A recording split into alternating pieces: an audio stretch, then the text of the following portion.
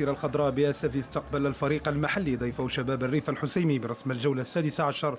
هذه المواجهة والتي قادها الحكم منير مبروك تميزت بعودة جمهور فريق أولمبيك آسفي المتمثل في الأولترا الشارك للمدرجات، بالإضافة إلى غياب المدرب مصطفى مديح الذي تابع المواجهة بدوره من المدرجات.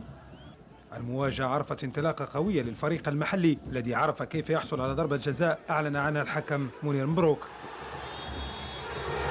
ليتمكن اللاعب عبد الغني معاوي من تسجيل الهدف الأول والوحيد في المواجهة، وهو الهدف السابع له في بطولة هذا الموسم حتى الآن والرابع له من ضربة جزاء.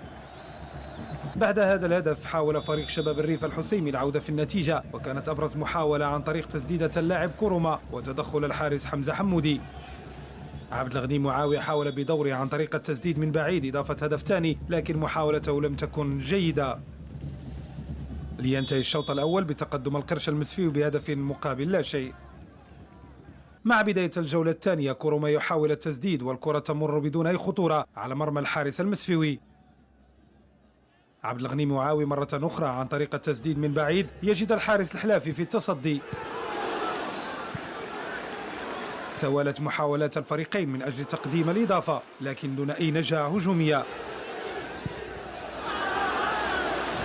آخر محاولة كانت في المواجهة عن طريق المباركي تصدى لها الحارس حيمودي بنجاح، لتنتهي المواجهة في الأخير بفوز فريق أولمبيك آسفي، فوز جعله يرتقي للمركز السابع ب 22 نقطة، فيما تراجع فريق شباب الريف الحسيمي المركز الثالث عشر ب 17 نقطة في انتظار باقي المواجهات المقبلة.